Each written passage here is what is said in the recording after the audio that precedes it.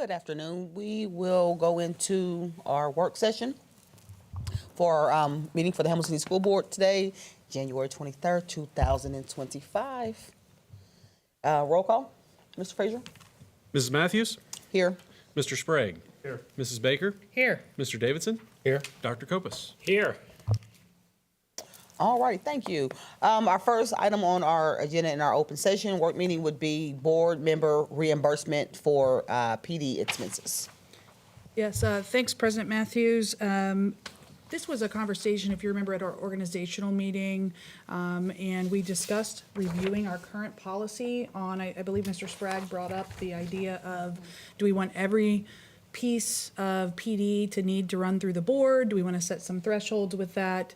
And I know earlier this week, there were some conversations about what is the district going to prepay for board members to attend on the district's behalf and not. So this is really just an open floor for conversation related to this. Yeah, Oh, I'm sorry, ma'am. that's okay. I had a circumstance this week. I was going to attend a webinar. Actually, I don't know how it didn't go through, but I was going to put it on my own credit card.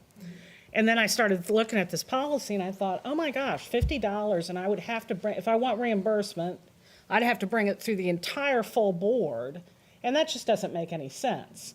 So to me, also, I think on some of these, community events or whatever, that if we intend on going, there's nothing that says, just pay for it yourself. We're all adults. We don't need Melissa tied up with, scheduling things for us, that we just go ahead and do it and then bring it to Mr. Frazier and he'll reimburse us for it. So I think that, anywhere from $250 to $500, I think makes sense. I'm fine.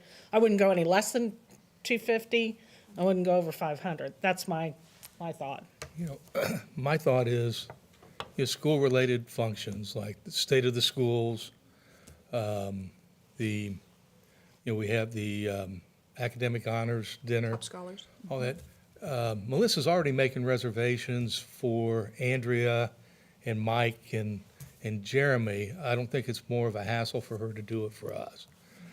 I think any school-related functions should be covered under this, that we don't need board approval for it.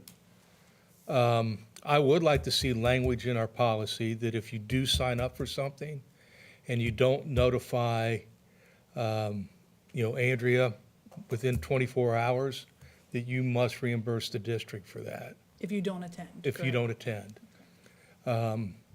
There's been a lot of events where I've been at, and I shouldn't say a lot, maybe 3 or 4, where we've had a board member's tag still there at the end of the function.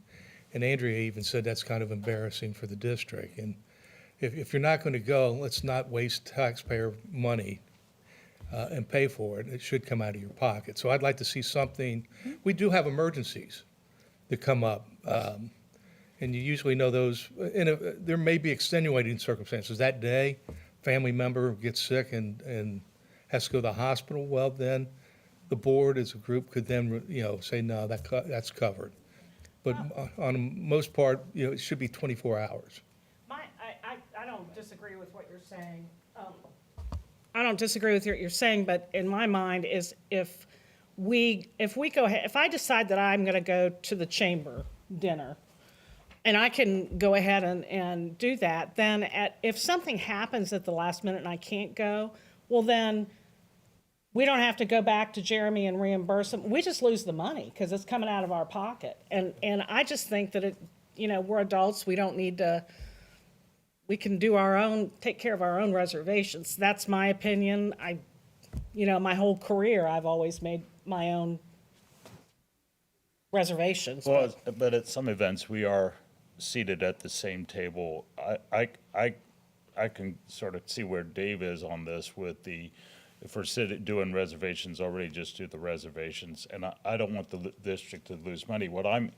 But where my concern was those situations where do we have some leniency, like Meg wanting to do a webinar, or if I want to do some professional development, instead of coming to the board for a $50 reimbursement, and let's remember, we are not being paid to be on this board, but having some reimbursement for some sort of an activity that we either represent the board in some capacity, or we are doing it as a PD for ourselves, then I think being reimbursed for those type of expenses without going through all the hassle, I won't say hassle, because Jeremy's usually pretty easy to work with. Thank you very much, Jeremy. Yeah, But that's having that ability to tap into, let's say $200, $250 is fine with me.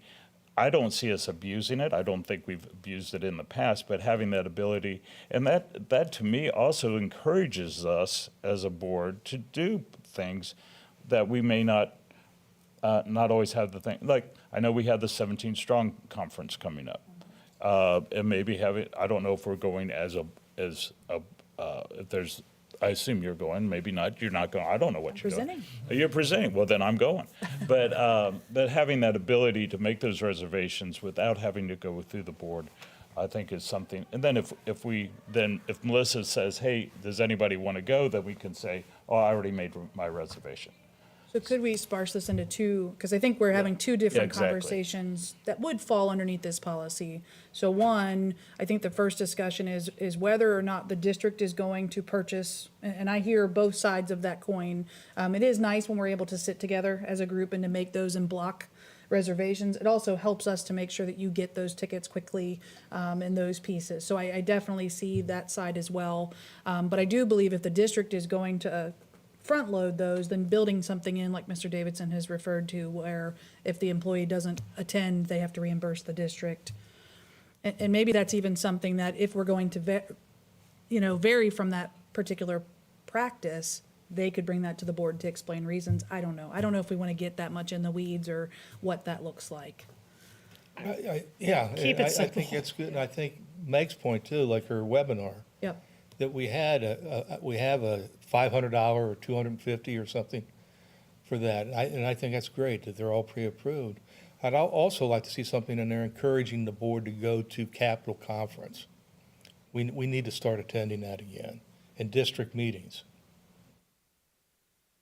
You know, I agree some of what Mrs. Baker said, Mr. Sprague, and also Mr. Davidson, but I'd like to see, Mrs. Blevins, something where, you know, you pick the 3 or 4 events that you feel the board members absolutely should attend. And then maybe Melissa could, you know, contact us. Are you going to attend? Yes, the district buys those tickets. Yep. I agree with Mrs. Baker. There should be some leeway there where the board members have flexibility to kind of pick and choose what they want to do.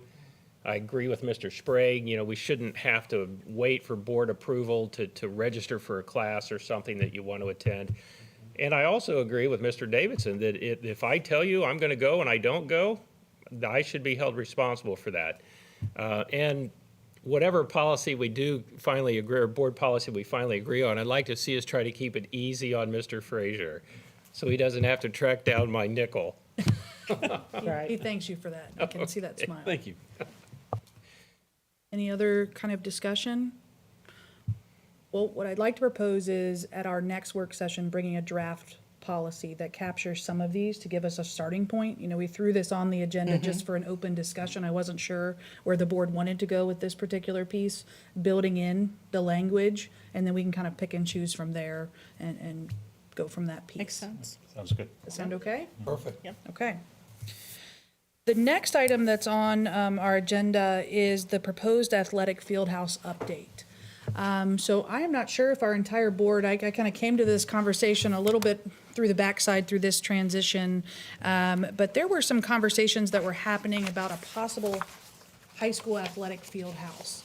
And I believe that Dr. Kopis approached Mrs. Baker as president and just said, hey, how can we discuss this? What is a good piece forward? And Mrs. Baker directed our team to put together a committee to start somewhere. Where are we? Almost doing the first part of a feasibility study. So I did share this first memo that I received from the committee on their initial findings to open up. And my question to the board is, where would you like me to advise the committee to go from here? So that's kind of the conversation on the table. Well, you know, part of my biggest concern with it, and totally do not think that, I'm not objecting to us being able to do this, but we need to be fiscally responsible. We need to make sure that, we're working with funding that's kind of long range and very unsure. So I think, tying down the sources of funding, and the timing on that, because as I think was pointed out, we certainly do not want to be spending $10 million and then go into teacher contracts and say we've spent $10 million and then we don't have any money for your raises. So that certainly would not be a good look, nor would it be appropriate, I think. But I think this is a good start, and I like that they've given us these options and some of the costs associated with it, but I think they need to continue to do some more due diligence. I agree. I mean, I would like to see maybe reforming the committee a little bit, bring some outsiders in it, some business people in the community, because for this to go, it's sometime within the next few years, we're going to need private funding for it. We can't do it 100%, through the district. We're going to need chamber community foundation involvement, business leaders in the community, past alumni who may be interested in, being involved in this.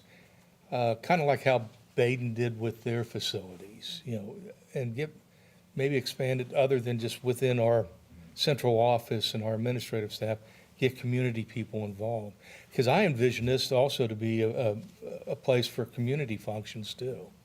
Yeah, and I think the committee is open to, they wanted to do that first layer of what are those options that are out there? Yeah. What are the considerations? And I think, some of the trepidation before the committee was meeting is, you are correct, we cannot fund this field house under HCSD dollars and keep us in a nice fiscal position. And I know that came through some of the considerations that were in here. I know Mr. Frazier has been a part of those conversations, so I don't know if, Jeremy, you want to speak to any of those pieces? Sure. Dave, you're exactly right. There's no way that we have $8 million lying around. So just to be clear, this would come out of a pot of money called PI money, permanent improvement. So it would not be the same dollars where we would provide raises for staff in our general fund, which we do the forecast twice a year, and that's only on the general fund. So this is a separate pot of money. But we use those dollars to upkeep all of the assets that we have throughout the whole district. For example, we're going to buy 3 buses. Buses are now $125,000 a piece. If an elementary needs a new roof, which we have plans for all of that, all those elementaries were built right around the same time, and they're all going to go bad right around the same time. So if their heating and cooling units go out, that's $250,000. They need a new roof. That's $250,000. We've got 8 of those buildings. So we've got plans for that stuff, but we use those monies right now to upkeep those assets. So just to give you a frame of reference, right now we have about $5.5 million of unencumbered monies in the PI fund, and that's on the treasurer's report, and we look at it every meeting. But we spend almost that much money. We're trying to save a little bit just for, we know those things are coming down the line, but we spend $4 million. Over the next 3 years, we're gonna average spend about $4.3 million in planned PI expenses, and we all know there are things that come up. So there is a nice pot of money in there, but it's all allocated. So to your point, we don't have it. So we do need something extra, whatever that is, whether it's grants, whether it's business involvement, individual involvement, whatever that is. If we want to pursue this, we're definitely going to need some help.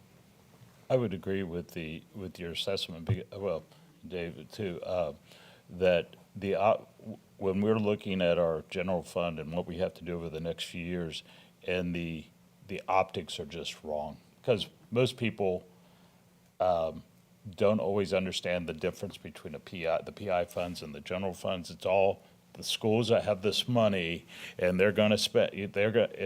And I would much rather, and I'm not saying this because Katie's here, but I would much rather see monies go into salaries than into a field house. And I love the idea, although I think we have a really crowded footprint already. And I wish we bought that one building on the corner, but years ago. But that beside the point. I just don't. When I saw that price tag, I went, "Oh, there's no way we can handle that right now, unless we go to the citizens." And, Well, but I agree. I think I've seen how Baden has raised their money to do some of those things, and that's maybe what we need to do. And I think that it's appropriate to expand the committee to,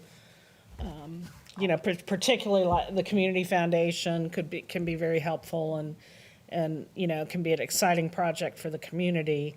But you also want to make sure that you don't get it so big that you weight it down. So I just say, keep moving forward and whoever we think should go onto that. I mean, Joe, are you currently on the committee?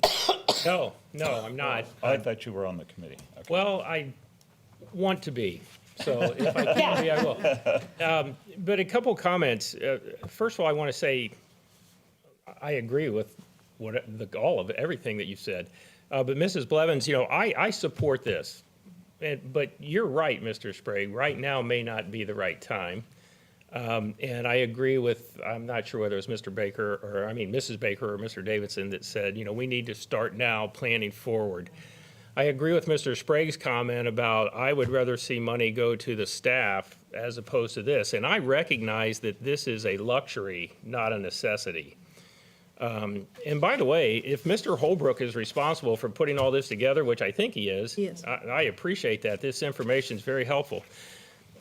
When you look through here, and he mentions this, what's currently occurring in the Princeton district, we do not want to do that. Right. That's a horrible look, and as Mr. Sprague points out, our community would not appreciate that at all.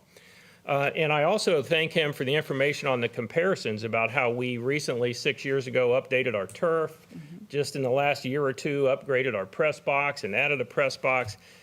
But he points out correctly that those things were planned long-term. Correct. And I think that's what we need to do. We need to have people now that can plan for funding. And let me just, to me, this is the perfect picture.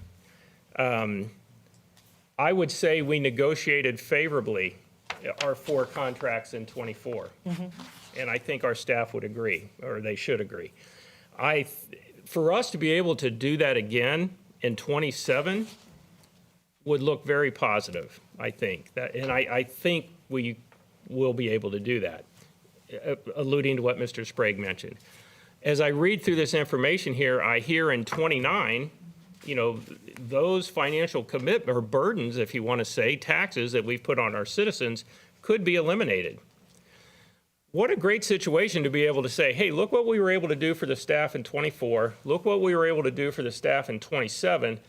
In '29, we can reduce your taxes and still build this field house if the community wants it.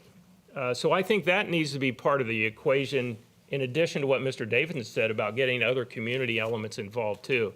But we need a group of people now starting to plan for that down the road.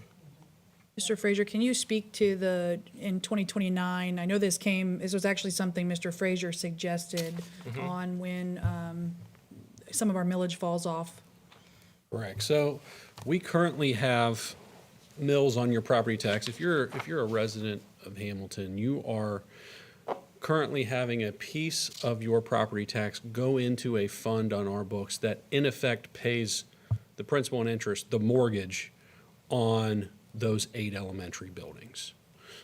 That mortgage will be paid off in 2029, meaning that money, those monies that you are paying will fall off the tax bill. there is a provision where we could go, and you would have to go back to the taxpayer and say, would you allow us to keep this on for 2 years, 3 years, whatever the amount would be, in order to build this great facility? Right. It would be a non-increase to your tax bill. Or you could potentially say, you could go the other way and say, well, we'll still reduce your tax bill, but it's not necessarily going to fall off. Would you allow us to do that for 2 years? Yes. And maybe generate a little less money? So there's a couple different ways you can skin the cat. And I'm not exactly sure right now, we'd have to talk with bond counsel on if we could put on a 2-year levy, or if we would have to put on a 5-year with a promise of repeal after 2 years. I'm not quite certain of how that law works just yet. But you would, if that's would be the recommendation that we would want to go, we would have to plan for that, and you would have to go to the taxpayers and get a yes vote. Yeah. for But I that. think that's something that the committee that we're going to form would look at different funding sources. Sure. And then, because I think it's premature to even think about doing any of that. Right. I'm just saying that is a thought down the line. And, if you get a bunch of money from the community, maybe you don't have to do that. Yeah. Or maybe you could go back and ask for $500,000.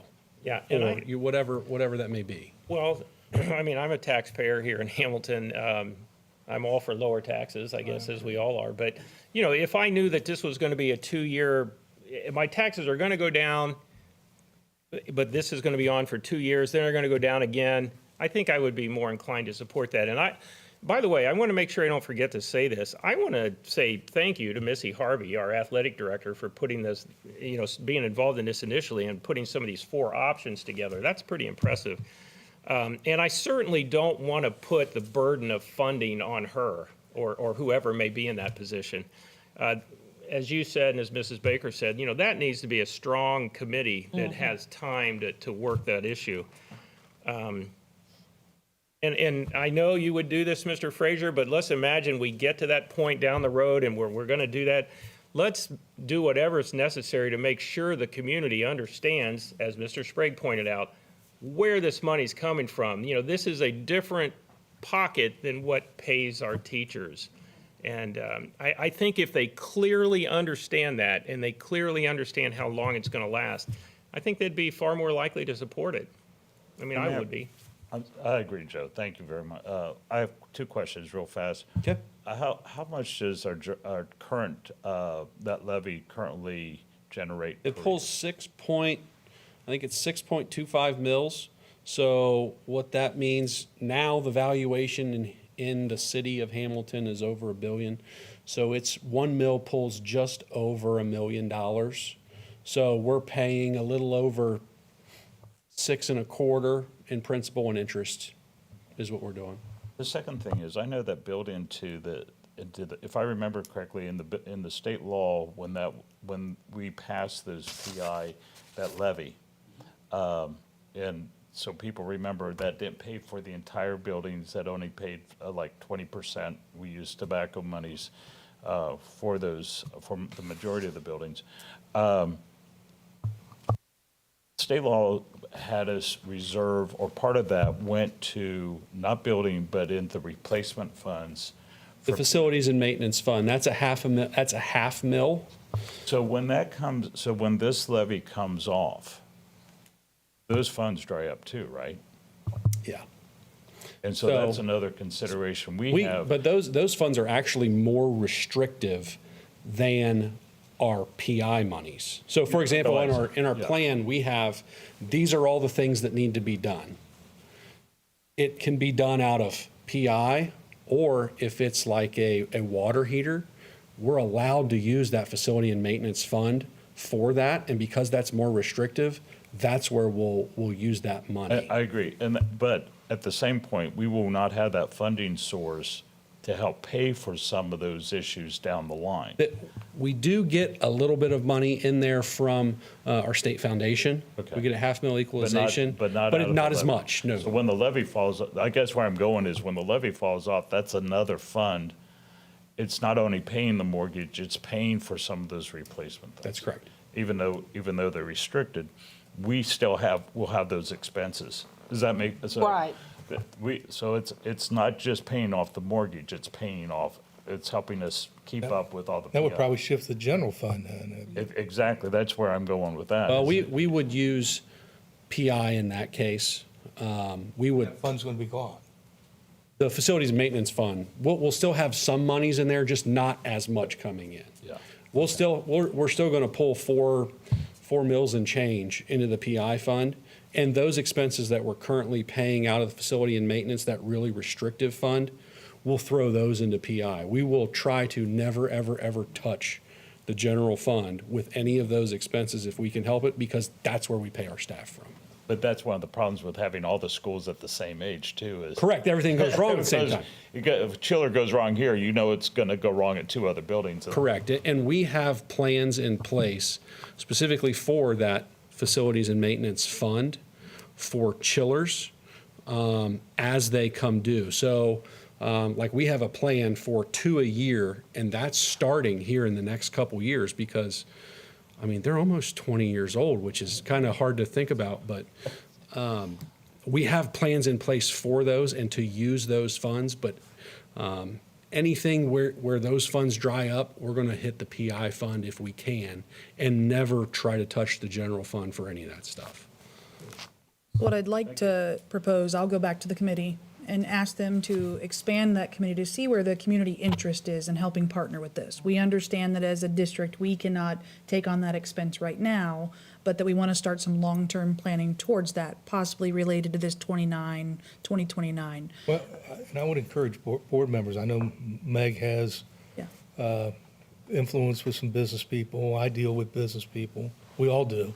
And maybe throw some names to you or to the committee that so-and-so would be an ideal person to tap for this. What I can do is put out an email to you of who are those points of contact and kind of ask you to make that initial introduction for the committee to know and to be a part of that process. And then, Dr. Kopis, you said something that is extremely important. If we go this route in 2029, campaigning and our community understanding what this is for and being a part of that, including our kids, needs to be a massive part of that whole approach to getting this done. I agree. Mrs. Blevins, I'd like to throw out 2 names as big donors, Steve Caldwell and Dave Davidson. I wrote them down. Yeah. Good point. Well, I will follow up with that with the committee and then get an email out to you guys of key business or stakeholders that you think should be a part of that next fundraising is really the next piece, is casting the net to see what kind of money in the community is willing to help support a project like this, so we know how far off we are or where to go next. Great. Perfect. Thank you. Okay. Those are all of the items for me in work session, President Matthews. Back to Okay, you. thank you so much. Any other discussion, anything else? That's it.